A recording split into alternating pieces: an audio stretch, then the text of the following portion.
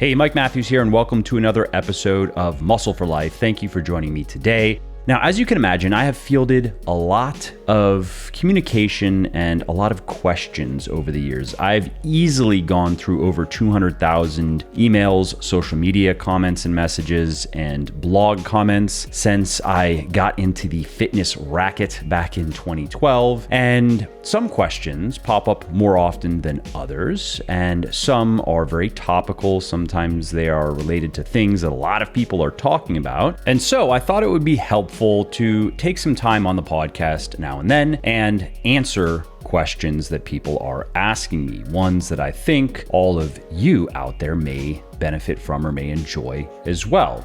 So in this episode, I will answer the following question. Does total energy expenditure have any significant effects on fat loss and muscle retention? For instance, which is better, eating 2,000 calories per day and burning 2,500, or eating 3,000 and burning 3,500? Or is it basically a wash? Also, if you like what I am doing here on the podcast and elsewhere, definitely check out my sports nutrition company, Legion, which, thanks to the support of many people like you, is the leading brand of all natural sports supplements in the world. And we're on top because every ingredient and dose in every product is backed by peer-reviewed scientific research. Every formulation is 100% transparent. There are no proprietary blends, for example. And everything is naturally sweetened and flavored. So that means no artificial sweeteners, no artificial food dyes, which may not be as dangerous as some people would have you believe, but there is good evidence to suggest that having many servings of artificial sweeteners in particular every day for long periods of time may not be the best for your health. So while you don't need pills, powders, and potions to get into great shape, and frankly, most of them are virtually useless, there are natural ingredients that can help you lose fat, build muscle, and get healthy faster, and you will find the best of them in Legion's products. To check out everything we have to offer, including protein powders and bars, pre-workout and post-workout supplements, fat burners, multivitamins, joint support, and more, head over to buylegion.com/Mike. That's BUYLEGION.com/Mike. And just to show you how much I appreciate my podcast peeps, use the coupon code MFL at checkout and you will save 20% on your entire first order. Now, this is a great question. It is something that occurs to many of us fitness folk as we get more experienced, especially after we've done a couple of rounds of cutting and lean gaining. We wonder, would it be better for us to be as active as we can? There's obviously a point where it becomes too much, but should we lift weights for as much as we can get away with? And should we do as much cardio as we can get away with without suffering any major side effects, and bring our total daily energy expenditure up as high as possible, and then bring it down, let's say 500 calories, to create the calorie deficit needed to drive the fat loss? Or should we follow the advice of people who say to do the opposite? Some people say that you should train as little as you can when you're cutting, 2, maybe 3 strength training sessions per week, just enough volume and intensity to maintain your muscle and strength, little or no cardio. And if you are going to do cardio, make it walking, make it something that is very low intensity, low stress. And then, of course, just cut your calories. Drop them 300 to 500 calories beneath your intake and ride that out until you are as lean as you want to be. Now, in the scientific literature, this is referred to as energy flux or G-flux. And just to make it extra clear, let's walk through a simple example. Let's say we have 3 people and the first person is sedentary, and to maintain his current weight, he eats, let's say, 2,000 calories per day, and that's about what he burns. And so over time, his weight doesn't change. That said, of course, his body composition over a long enough time period does change for the worse. If he's not training his muscles, for example, he will slowly, and this would be applicable to a she as well, they will slowly lose muscle over time, but that's not something they'll notice in the day-to-day. In the day-to-day, things will seem more or less the same. Now, over time, as this person loses muscle, their metabolism will slow down a bit, and if they don't bring their food intake down accordingly, then that can lead to fat gain. And so while their weight may actually not change much, their body composition changes. So their total lean mass goes down and it is replaced, you could think of, with fat mass. And so they just look and feel a bit worse and are a bit less functional and a bit less healthy, despite being maybe the same or similar weight to when they were younger and had a better body composition. So according to this energy flux theory that I'm going to share with you, this first person would be classified as a low flux individual. Now, let's say the second person is more active. Let's say they do a few workouts per week. Maybe they play a recreational sport, something like that. And because they're more active, let's say it's the same guy. So now we take that guy, we make him active, and now he eats 2,500 calories per day, let's say. Maintains his weight over time, depending on what type of workouts he's doing. If they train his muscles at least semi-effectively, then that would probably be enough to at least maintain his body composition. So he probably won't lose any significant amount of muscle over time if those workouts involve some sort of resistance training, or if the sport that he's playing has some sort of explosive element to it that may help for preserving lean mass in the lower body, for example, as well as the upper body. But most recreational sports don't involve the upper body nearly as much as the lower body. And maybe this person will even gain a little bit of muscle here and burn a little fat there. But generally, this person is going to maintain both their body weight and their body composition over the long term. And so this person would be classified as mid-flux. And then let's take this third person. Let's say they are very active. Let's say this person's doing 5 to 6 strength training workouts per week, as well as a couple of hours of cardio per week. And because this person's very active, he has to eat about 3,000 calories per day to maintain his weight. That's me, by the way. I lift weights for about 5 hours per week, and I do 2 to 3 hours of low/moderate intensity cardio per week, and I eat around 3,000 calories per day to maintain my weight and body composition. And so this third person, unlike the first person, the low flux, or the second, the mid flux person, this is someone in a state of high flux. They're taking in a lot of calories, a lot of energy, and they're burning a lot of calories, burning a lot of energy. Now, according to proponents of the energy flux theory, this third person is in a superior muscle building and fat burning situation, that the environment you could think of in their body is more conducive to gaining muscle and burning fat. And some people say that this person can actually build muscle and lose fat at the same time, can recomp despite being in neutral energy balance, meaning that this person theoretically does not have to go through a lean gaining phase where they intentionally maintain a small calorie surplus. And of course, that comes with some fat gain. According to energy fluxers, if you just get active enough, you can recomp even as an intermediate or advanced weightlifter without having to be in a calorie surplus or a calorie deficit, with just generally eating maintenance calories. And that sounds great, and some of the proposed mechanisms are speeding up your metabolism because your body composition is better, and improving nutrient partitioning, so helping your body better make use of the food that you eat and the nutrients in the food that you eat, higher levels of insulin sensitivity, which is good for gaining muscle, improved micronutrient delivery, so nutrients, vitamins, minerals, other things that nourish our body, they can better get to where they need to go. Enhanced sympathetic nervous system activity, which means better performance in the gym because the SNS governs the fight or flight response, while the parasympathetic nervous system, the PNS, controls the rest and digest response. And finally, the list rattles on, improved post-workout recovery and improved tissue remodeling and turnover, which is the reorganization and renovation of existing tissues. And depending on whom you listen to, the energy flux theory, the energy flux approach to body recomposition can seem pretty persuasive and pretty appealing. But you should know that it has not been extensively studied. There is not much scientific evidence to show that it beats the traditional lean gaining and cutting approach. That said, research does show that maintaining a high level of flux, maintaining a high activity level, can improve or can benefit your body composition and benefit your health in many ways. And especially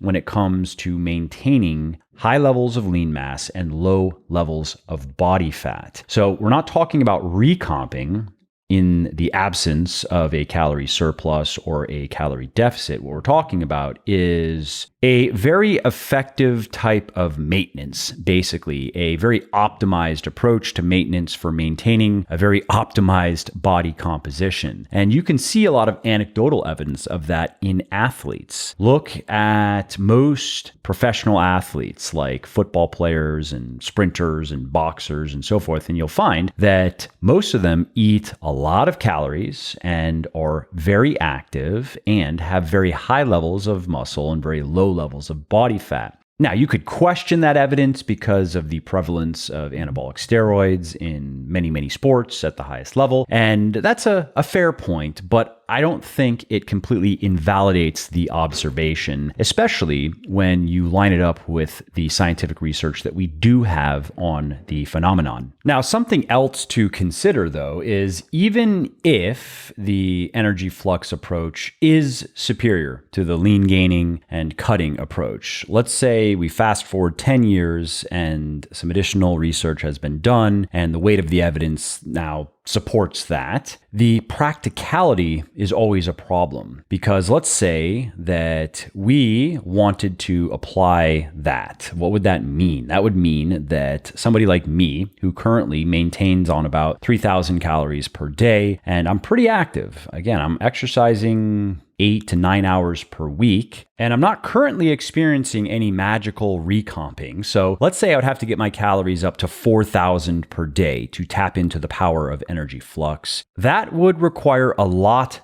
of extra activity. That would require, on average, an extra hour to maybe 2 hours per day, depending on what I was doing. And I wouldn't be able to do additional weightlifting. 5 to 6 hours per week is really all I can do given the intensity of my training. If I start doing more than that, I would start to run into problems related to overreaching. And it wouldn't be smart for me to do an hour of moderate intensity cardio on top of the 30 minutes that I do every day, because if you want to minimize the interference effect that cardio can have on your strength training, you want to limit it to no more than about half of the amount of time that you put into your strength training. So I'm strength training 5 to 6 hours per week, and I'm doing 2.5 to 3 hours of cardio per week. It would be a mistake for me to just add 7 hours on top of that. Just do another hour every day so I can eat 4,000 calories per day. And so then there is low intensity cardio, which minimizes the interference effect, but you just don't burn that many calories, like walking, for example. You only burn a few hundred per hour. And you can bump that up by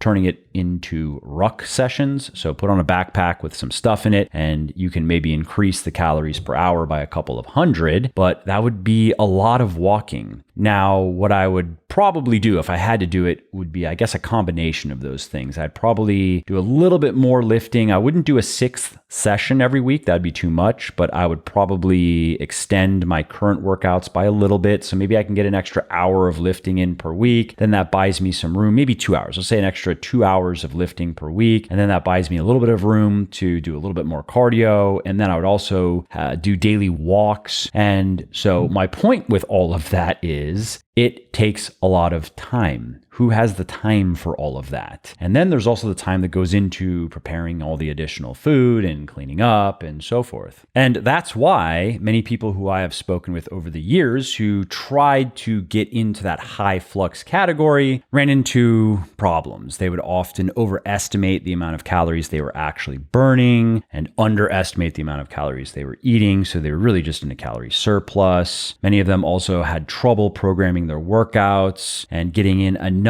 physical activity without falling behind in recovery. For example, if I were to try to do what I just laid out based on my experience with my body, which can recover quite well, but which is also subjected to a lot of stressors in the day-to-day. I don't feel like I am stressed out, but I have my training and I have a lot going on with my work and my businesses, and I have 2 kids and a wife, and we're in the middle of a move right now. There are always a lot of things going on, and all of of those things do make it a little bit harder to progress in your training, for example, because your body can only take so much stress of various kinds. There is the mechanical and straightforward stress that we experience in the gym, but then of course there are many other types of stress that we experience in our day-to-day lives, and they all tap into the same capacity to deal with stress. Now, of course, some stressors pull on it more heavily than others, but if you want to maximize your progress in the gym, for example, you'd want to minimize all other forms of stress that you subject yourself to. And that's one of the reasons why many bodybuilders are very chill and they go to great lengths to simplify their lifestyle and not get stressed out over things, because they want to maximize the stress imposed on their body in the gym. And so in my case, just knowing my body, if I wanted to ratchet up the amount of physical stress that I put on it and leave everything else the way it is, I would probably almost certainly have to sleep more, and I would have to do it probably in the way of naps, because I can generally sleep 7 to 8 hours before I wake up and I'm awake. I can't sleep 9 or 10 hours in one go. So I would have to sleep my normal night, and then I would have to take a nap, probably after lunch, early afternoon, to get in some extra recovery. And so that would be even more time that I would have to give to this energy flux approach. And I wouldn't want to do all of that. I like the way that my schedule is set up right now. It allows me to progress on various fronts in my life. I'm busy, but I'm making forward progress in many ways, and I enjoy that. And my training is going well. Progress is slow, but that's just the reality of being an advanced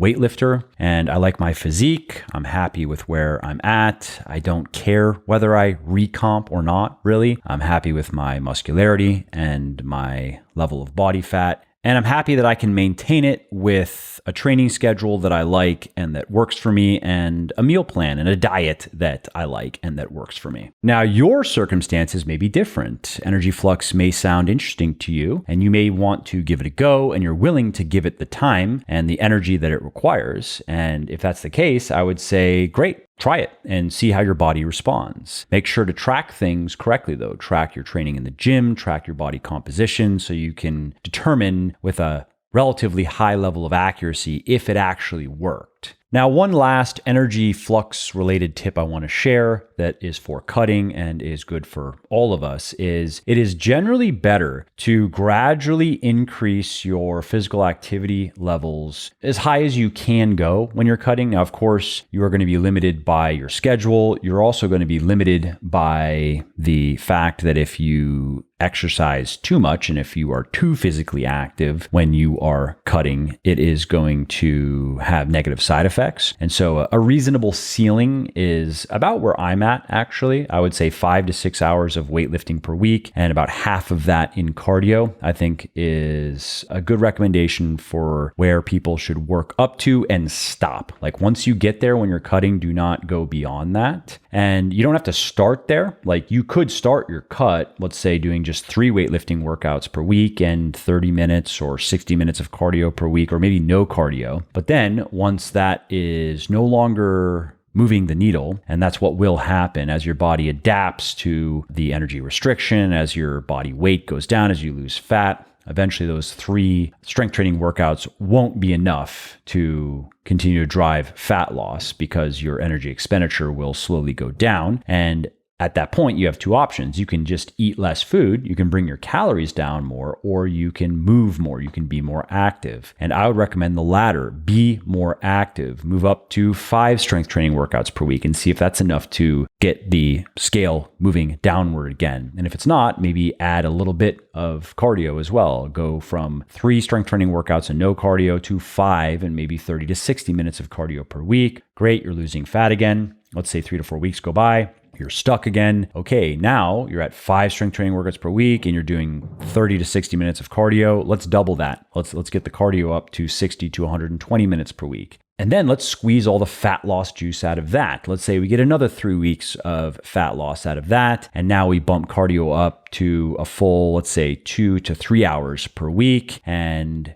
keep in mind, we have not cut calories once since we started. So yeah, you started by cutting your calories. You were doing your 3 strength training workouts and you calculated your approximate total daily energy expenditure and you went 300 to 500 calories below that. But we have not changed that since we started. We just got more and more active. And that approach is generally better for retaining muscle and for just enjoying your cut than starting with, let's say, 3 strength training workouts and then just cutting your calories more and more every time you get stuck. And research shows actually that the amount of calories that you eat per kilogram of lean body mass that you have on your body matters. For example, it is not recommended that women go below 30 calories per kilogram of lean mass, and in men, it is 25 is the general recommendation, that you always want to be eating 25 calories per kilogram of lean mass or more. And research shows that when men and women go below those numbers, they tend to lose more muscle when they're cutting, for example. And that's not what we want. We want to lose fat and not muscle. And then you also are going to experience more severe side effects associated, the negative stuff associated with dieting if your calorie intake gets too low. So ideally then you always maintain throughout the entirety of your cut enough activity level to not have to go below that 30 calories per kilogram of lean mass in women and 25 in men. You don't want to dip below that. And if you are following my advice, you're cutting, are gradually raising your activity levels, and you haven't reached your goal yet, you are maximally active now, you still haven't reached your goal, you have more fat to lose. Okay, now you start bringing your calories down from where they started. That's totally fine. Let's say you go all the way to this floor that I'm recommending, 30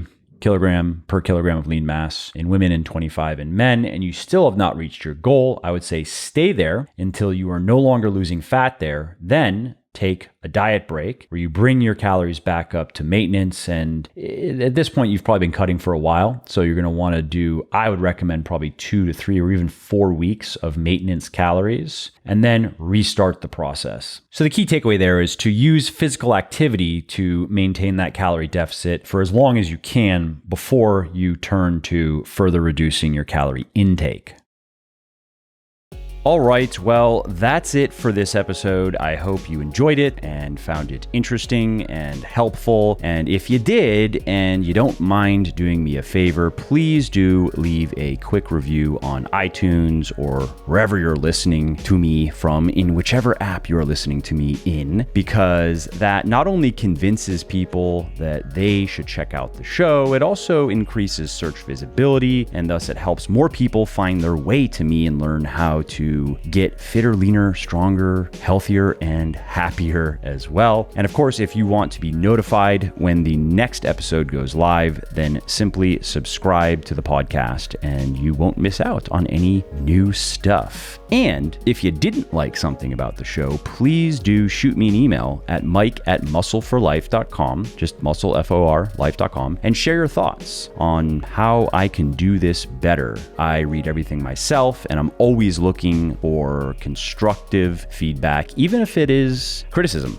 I'm open to it. And of course, you can email me if you have positive feedback as well, or if you have questions really relating to anything that you think I could help you with, definitely send me an email. That is the best way to get a hold of me, mike@muscleforlife.com. And that's it. Thanks again for listening to this episode, and I hope to hear from you soon.